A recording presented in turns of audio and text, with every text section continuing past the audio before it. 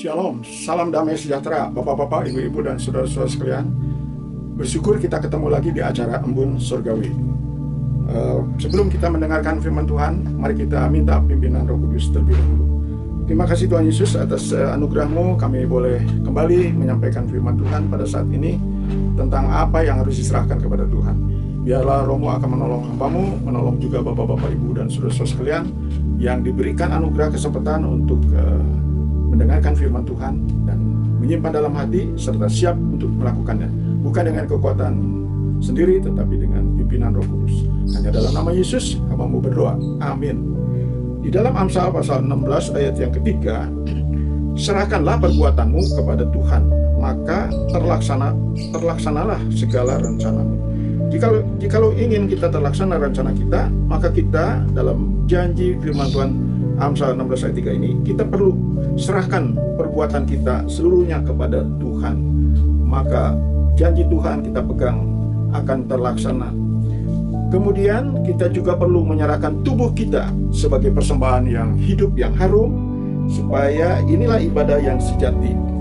Dan memang tubuh kita adalah milik Tuhan. Dia yang menciptakan, bahkan Dia yang menebus kita, supaya kita menyerahkan kepada sumbernya, sumber napas, sumber kekuatan kita, sehingga dalam hidup ini kita akan mencapai, menikmati, atau diberikan kemampuan menikmati hidup ini yang penuh dengan keindahan dan cemerlang, karena Tuhan Yesus adalah terang dunia.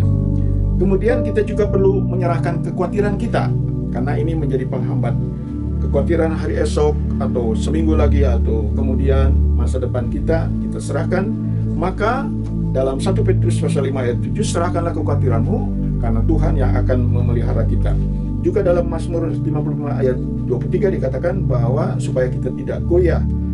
Dan dalam Ibrani 12 ayat 3, fokuslah kepada Yesus, serahkanlah kepada Yesus, pandanglah pada Yesus, maka kita tidak akan putus asa dan kita akan kuat. Apalagi ada janji dalam 1 Petrus pasal 5 bahwa Tuhan akan memelihara, melengkapi, meneguhkan kita. Itulah janji Tuhan kalau kita mau menyerahkan diri kita kepada Tuhan. Kemudian dalam Matius pasal yang ke-5 ayat 41 dikatakan kita perlu menyerahkan sesuatu yang berbeda dengan orang-orang dunia. Jadi tampil beda. Pada waktu ada yang menyuruh memberikan baju, kita perlu serahkan jubah kita. Pada waktu kita disuruh berjalan 1 mil, kita berjalan 2 mil. Itulah tampil beda apa yang dikatakan oleh Yesus. Serahkanlah dirimu kepada Tuhan. Kemudian serahkanlah seluruh anggota tubuh kita untuk menjadi senjata-senjata kebenaran, bukan senjata-senjata dosa atau senjata-senjata yang dipakai oleh iblis, tetapi menjadi senjata kebenaran, melakukan kebenaran untuk memuliakan nama Tuhan. Jadi marilah kita serahkan hidup kita kepada Tuhan, tubuh kita, seluruh anggota tubuh kita. Tuhan nanti yang akan bertindak, Tuhan yang punya rencana hidup kita masa yang akan datangnya.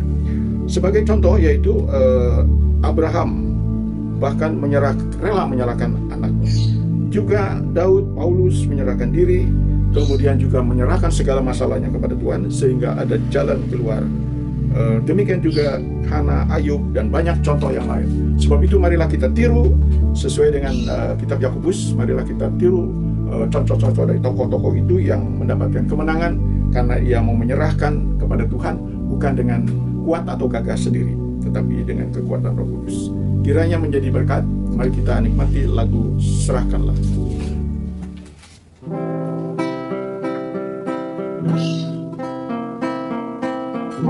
Serahkanlah semua masalahmu kepada Yesus Kristus Tuhan. Biarlah Yesus Kristus yang bertindak sesuai dengan janji firman Tuhan. Peganglah janjinya setiap saat.